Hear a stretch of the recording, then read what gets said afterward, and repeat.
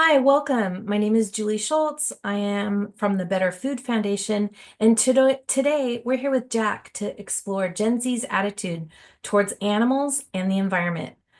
This is a first in the series of Shifting Food Norm webinars that we're offering to the Plant-Based Network and faculty and staff on university campuses. Jack Stennett is a researcher at Good Growth. He has a background in anthropology and international development. Before joining Good Growth, he conducted research on diverse topics, including sustainable agriculture in rural China, hospital resilience, movement growth for climate organizations, and innovation in the nonprofit sector. At Good Growth, he supports the team through research, writing, and disseminating related to animal protection, food systems, and alternative proteins, particularly in the regions of China and Southeast Asia. Jack, take it away.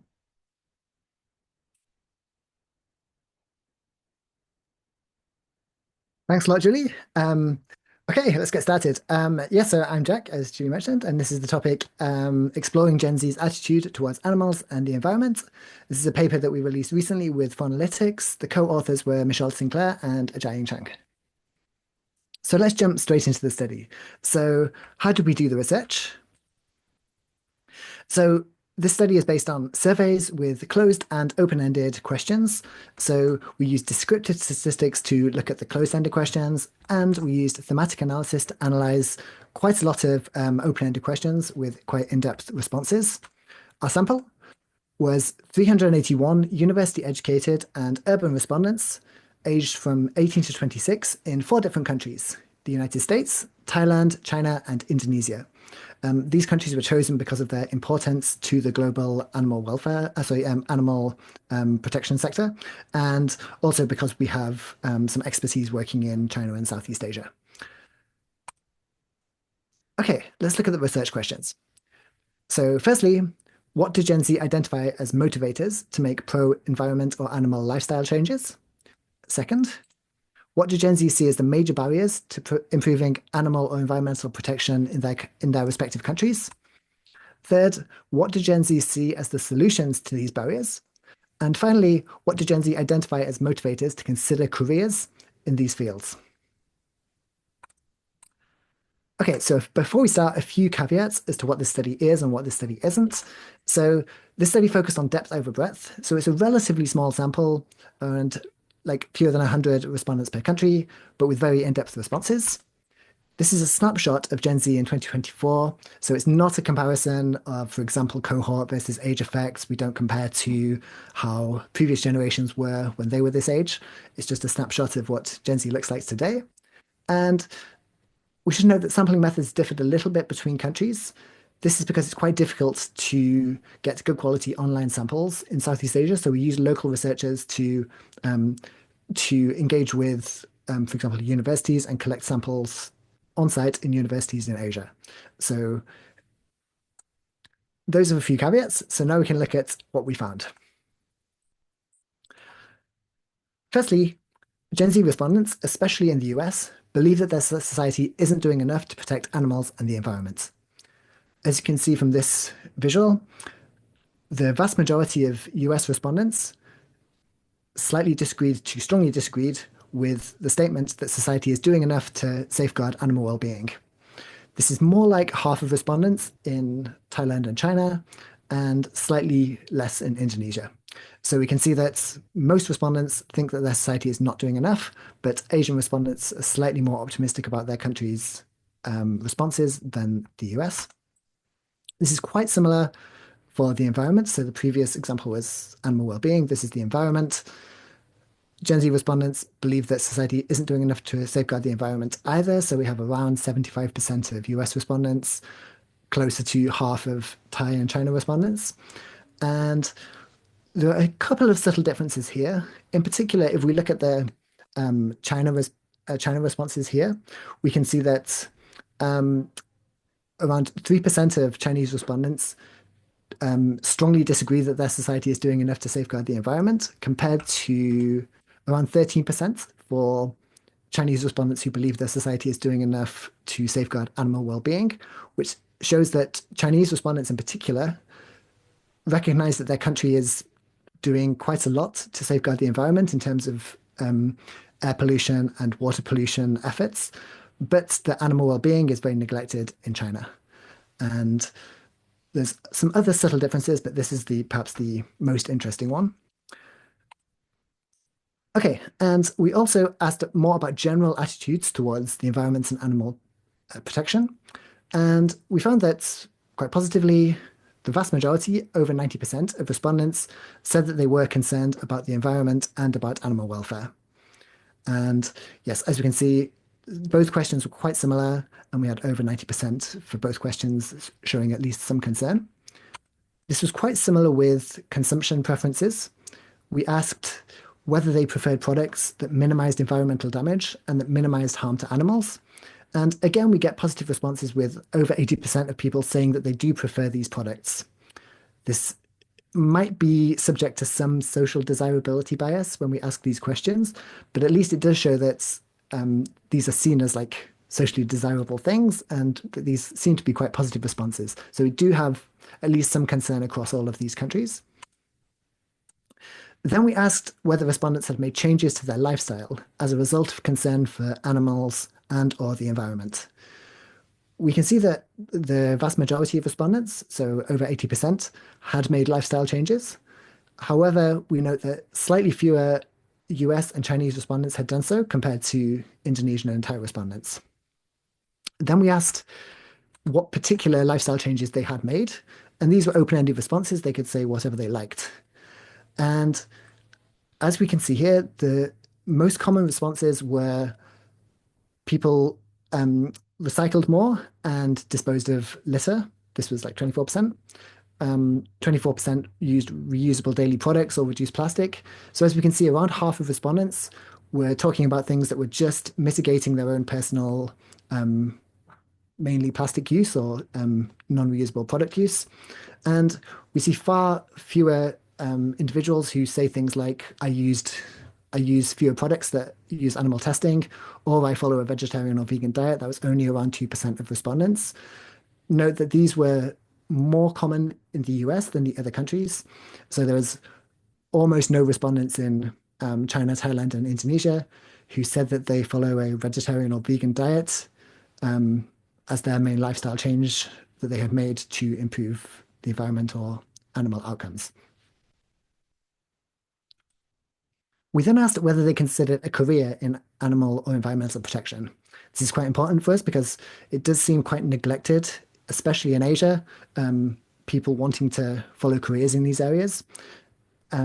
We see quite significant differences between countries here. Only 25% of Americans have considered these careers. It's closer to half for China and Indonesia, whereas only a quarter of Thai respondents have not considered a career in these areas. However, there are some nuances here. We then asked like what kind of career had they pursued? Like we asked them to give a few more details. And sorry, sorry, it's got a bit frozen. 1 second.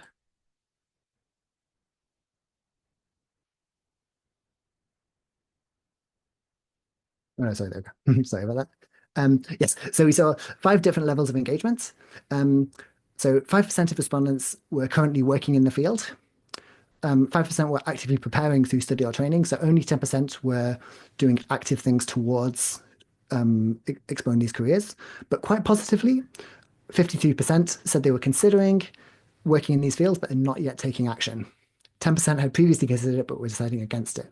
So this is quite positive. It shows that the majority of respondents who said that they were interested are currently considering, but not yet taking action, which suggests that they may be influenced in order to pursue careers in these areas, or perhaps to pursue further training.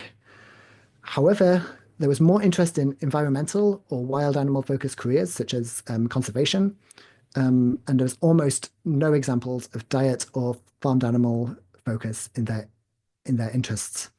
As a animal advocate myself, this was like slightly disappointing, but it does go to show that when you ask people about the environment or animals, they very rarely think about diet or farmed animals. They much more quickly think about environmental protection, climate change, potentially conservation.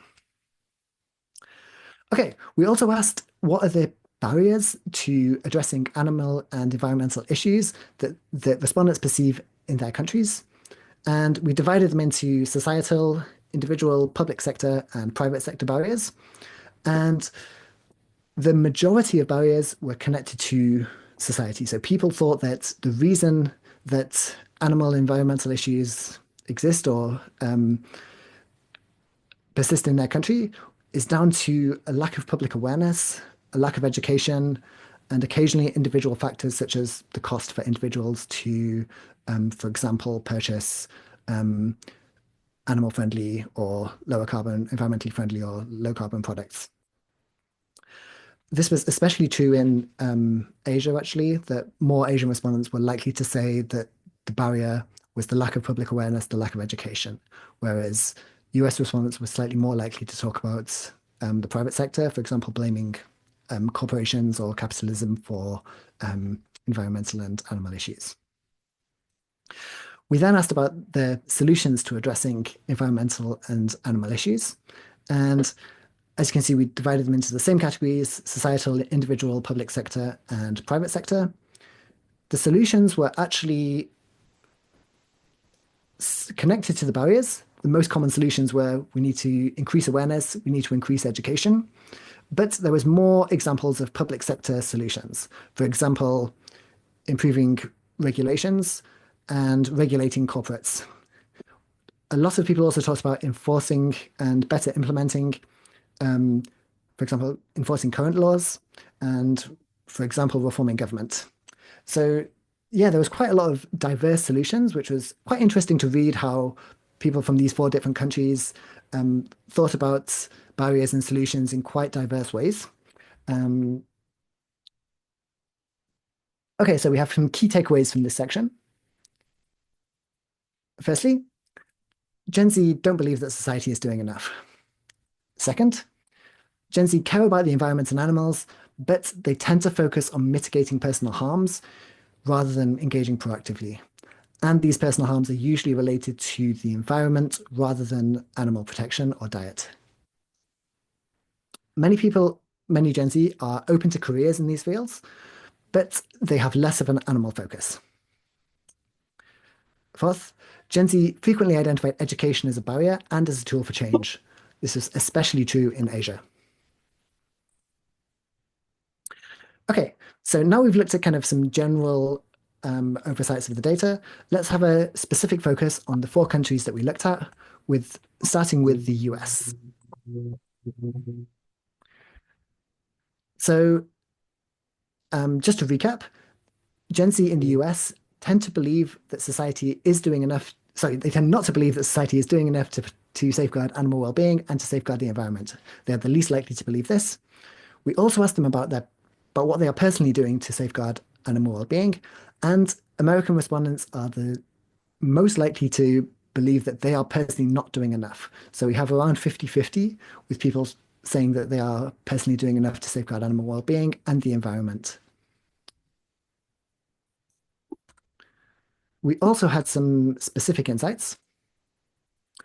So when we looked at the open-ended responses, US respondents were more likely to have extensive commitments towards animal or environmental issues. This was only a very small subsection of responses, but there were some individuals who clearly had a very deep understanding of these issues. They thought about the impact of their diet, they thought about the impact of their career choices. However, this was only a minority. This was in contrast to the other countries where there was lots of people who had some interest, but there was less sophistication. They hadn't thought about it to the same extent. They weren't showing the same levels of commitment. Secondly, there was a greater emphasis on corporate greed and capitalism. This is something that was not unique to the US, as I'll mention in a second, but it's a clear focus that when you ask why environmental and animal harms persist in the US, people will think about corporates. They'll think about large corporations. They'll think about capitalism as a system. As well as this, US respondents have a strong preference for institutional solutions, so not individual or societal education-based solutions, but trying to fix things at the institutional level. They're often surprisingly optimistic about systemic change through policy. Note that this survey was conducted in mid 2024, and I'm sure some people will be less optimistic now in the Trump administration, but perhaps some people will be more optimistic. I don't know. Um, we have a quote from a US respondent. So this respondent said, there are ultra-powerful capitalistic monopolies that influence the lives of everyone and siphon immeasurable amounts of money while destroying the environment. It would take very strong regulations to stop that influence. And this demonstrates these points. American respondents were much more likely to think about these capitalistic these corporations, and they're much more likely to think about regulation as the only way of stopping them. Okay, let's move on to Thailand. So Gen Z in Thailand is more likely to have changed their lifestyles and consider careers for animals or the environment, as you mentioned earlier. And we have some specific insights in Thailand. So surprisingly, to me at least, in Thailand, we saw more critiques of corporate influence and capitalism than we saw in Indonesia and China. And for people who are aware of the economy of Thailand, there are a few major corporations who do have a lot of influence, who are often accused of corruption, who have a lot of control over the animal sector and sectors related to the environment. But it was interesting to see that there was this connection with the US. A lot of the time when we talk about, for example, animal advocacy or diet advocacy in Europe or the US versus Asia, or perhaps the global north and the global south, we often don't think of these connections that countries with slightly similar economic patterns might have that we don't initially predict. And this was interesting to see that US respondents were actually more like Thai respondents than, for example, Indonesian respondents were like Thai respondents in terms of critiquing corporates and blaming capitalism on environmental and animal issues. We also noted that Thai youth emphasize practical and political strategies. There's quite a strong political youth movement in Thailand and associated with recent protests, and a lot of that movement has moved online recently, but it's still like we've got a very significant political force behind it, and this was clear in the responses. There was lots of people with a very strong activist attitude. There's lots of openness to diverse career paths. People have lots of ideas about the kind of things they want to do. They're often not as kind of precise and well thought out as American respondents were, but there was quite a high level of openness, and people are very interested to have meaningful careers. There's a strong preference for cruelty-free and eco-friendly products. When we asked about specific changes people have made, they would often talk about, for example, cosmetics, cruelty-free cosmetics, eco-friendly cosmetics, things like coral-friendly sunscreen. One concern is that Thai people in particular, I've noticed this across Asia, but I think in Thailand this was mentioned more often. People's awareness of environmental and animal issues might come quite late, which is to say that they reach the age of, say, the mid-20s, and they start becoming socially aware, politically aware, aware of environmental issues at this age. And they may have already thought about their career choices, and this limits the impact that it can have. And there's an interesting quote that exemplifies this. The current generation has too little awareness about this issue, referring to environment and animal issues. So by the time people start considering it, they often lack the time, ability, or opportunity to fully pursue careers in that area. Okay, third, we have China. So just to recap, we have a few of Chinese Gen Z's views on the animals and the environment here. So 77% of people have made lifestyle changes for animal well-being or the environment. That was somewhere in the middle. Around half are interested in pursuing jobs. Around half believe that China is doing enough to protect the environment and protect animal well-being. And the vast majority, so 93%, believe that they personally are doing enough for the environment and animal well-being. Sorry. Yeah. Okay, and we have some specific insights in China. So motivation and apathy, also the lack of motivation and apathy, are two of the key obstacles for Chinese people taking action. When we asked about why people in China were not taking action, we asked a small percentage of the respondents why they were not taking action. And they would often say that they struggle to think of ways that they can have an impact. They often feel powerless. And this is something that I've personally lived in China for around 7 years. And this is something that I experience quite a lot. Chinese people will very often want to make a difference, but they don't feel empowered in society. And this is obviously connected to the governance structure and perhaps culture more generally. But this is something that I think needs to be addressed when engaging with young Chinese people. They, in my view, correctly believe that animal protection is more neglected than environmental protection in China. The government pays a lot of attention to environmental protection, especially when it applies to human-related areas, so not just, for example, wild animal protection.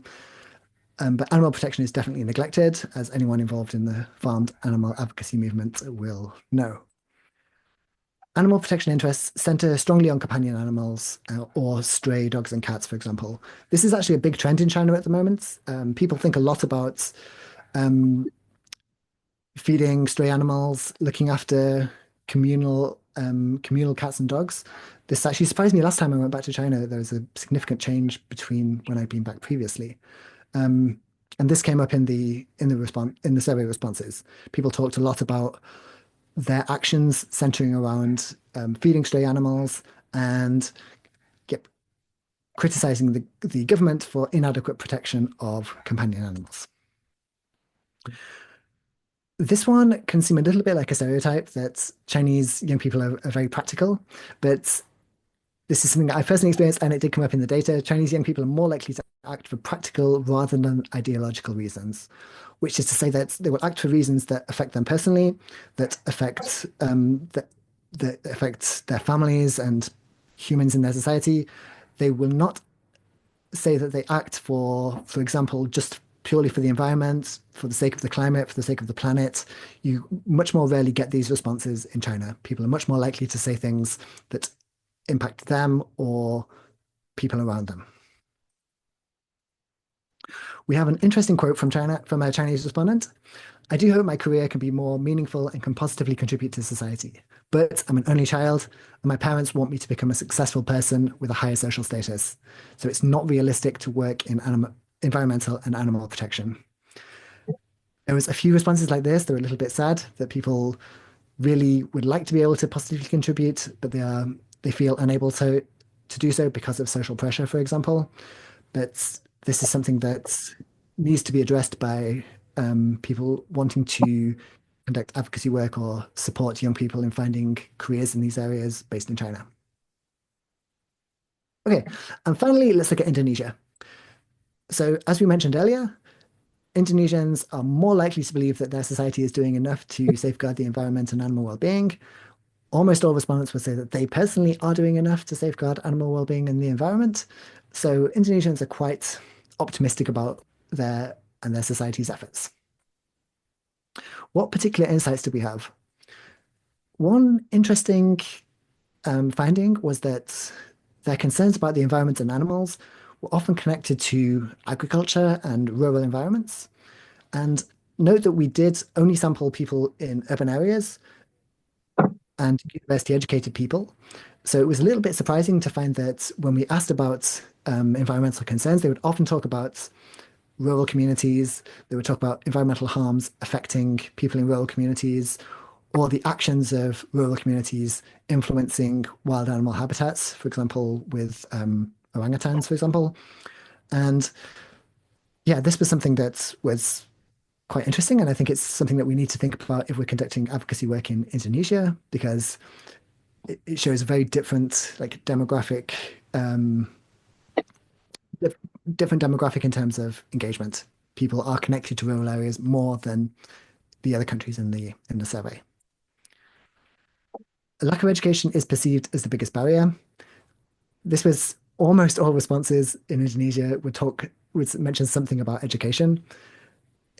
It's difficult to say exactly why this is, whether it's because Indonesian educated people think that um, people in Indonesia are particularly poorly educated on these issues, or whether it's something that like a particular theory of change that they have. But lack of education is definitely perceived as the biggest barrier in Indonesia among young people. Appropriately, solutions are grassroots advocacy and education. A surprising amount of people talked about forming new grassroots advocacy organizations as solutions, which was probably quite promising and interesting for people interested in this area. And finally, there's high career interest in environmental and animal fields, but there's somewhat of a lack of a clear direction. People will say they're interested, but they would not necessarily specify a clear pathway they have to a career in this field.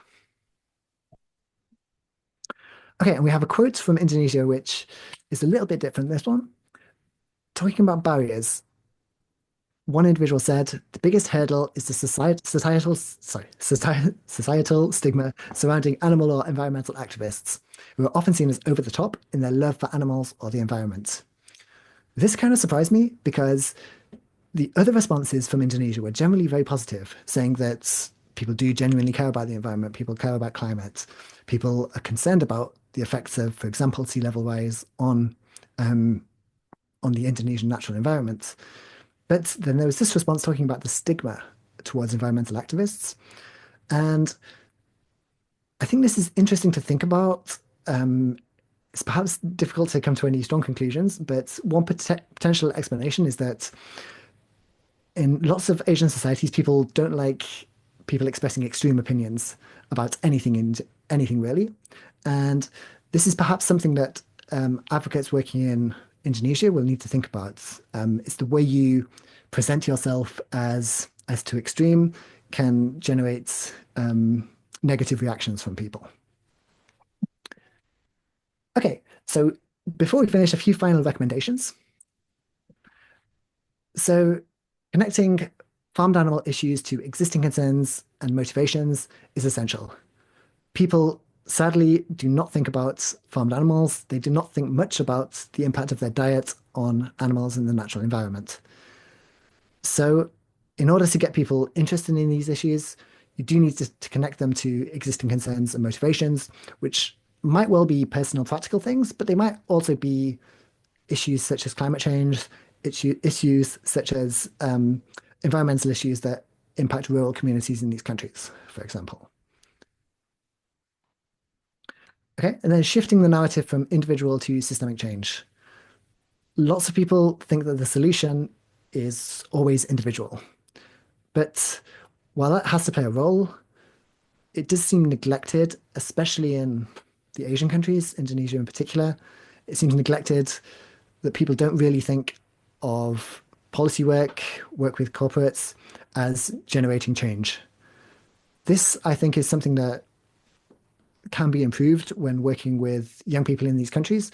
We can help let them think about the idea that education and awareness are important, but also policy and corporate avenues for impact or public and private sector avenues for impact can also be incredibly impactful.